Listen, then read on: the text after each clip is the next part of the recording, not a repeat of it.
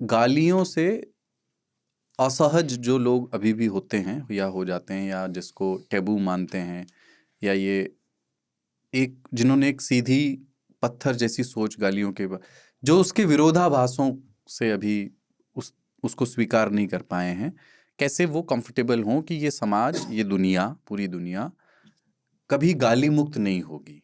तो हम अपना चुनाव कैसे करें, अपने आप को कंडक्ट करने का सही तरीका क्या है? और वो एक तरीका नहीं हो सकता है, मल्टीपल तरीके हो सकते हैं, बट फिर भी कैसे नेविगेट करें? इसको साइकोलॉजिकल हेल्प के तौर पे समझना पड़ेगा। ठीक है।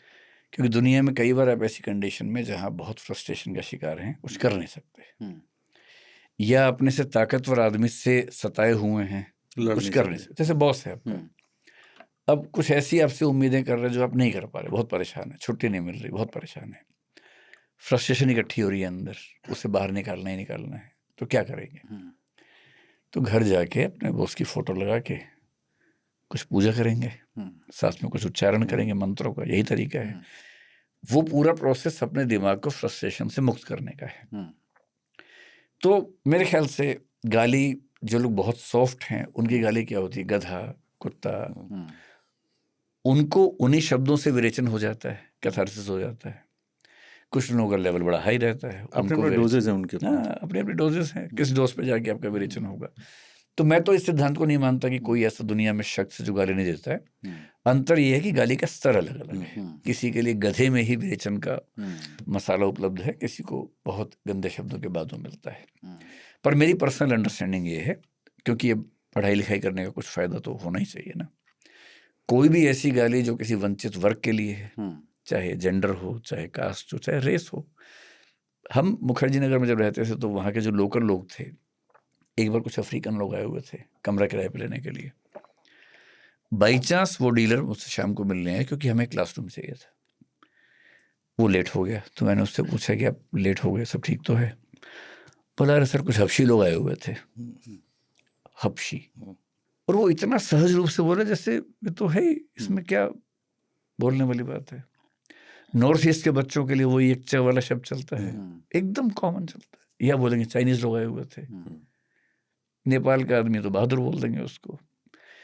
ये जो हम सबके कलेक्टिव सबकॉन्शियस में है, कुछ वर्गों को नीचा दिखाने वाली गालियां, उनसे मेरी प्रॉब्लम है ठीक ठाक कि वो नहीं होनी चाहिए। जेंडर को हो, किसी को हो, वो गड़बड़ है। वह जो व्यक्ति स्वयं नहीं बदल सकता, जिसके बारे में वह कुछ नहीं कर सकता, आप उसको टारगेट नहीं कर सकते। कोई डिसेबिलिटी है, किसी का सेक्सुअल ओरिएंटेशन अलग है, LGBTQ से है, उसको गाली देना नीचता की कैटेगरी में आता है।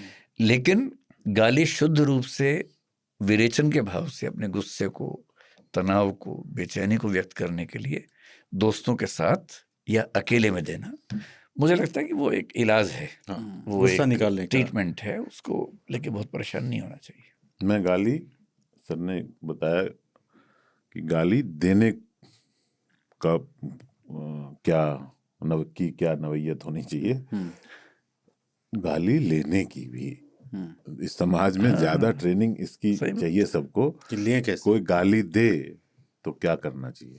और मेरा स्टैंड तो ये कि कोई गाली दे और आपको लगता है कि ये आदमी नहीं सुधरेगा तो देना चाहिए उसको, तो नहीं, एक लेवल के बाद आपको हैबिचुअल हो जाना चाहिए कि ऐसा ही है। मतलब सुअर कीचड़ में है, उससे आप जीत नहीं सकते, आ गया, आप गंदे आप अलग हो जाएंगे, कैसे लड़ेंगे?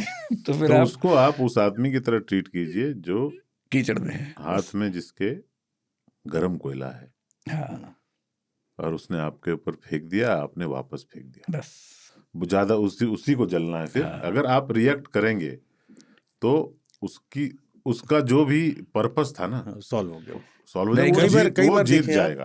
कि जो गाली बकता है और अगला गाली जवाब में नहीं दे रहा है, उसको गुस्सा बढ़ता चला जाता है। यही करना चाहिए। जो रिएक्ट ही नहीं, लाइलाज है उसका एक ही इलाज है कि आप रिएक्ट ना करें। गाली का जवाब कभी भी गाली नहीं होना चाहिए। एक सवाल पूछ लूं यहीं पे, एकदम से स्विच। गाली का जवाब हत्या। अब नहीं पूछ पाऊंगा। एक पोस्टमार्टम हाउस, एक तिहाड़। लेकिन गाली का जवाब गाली नहीं देगी।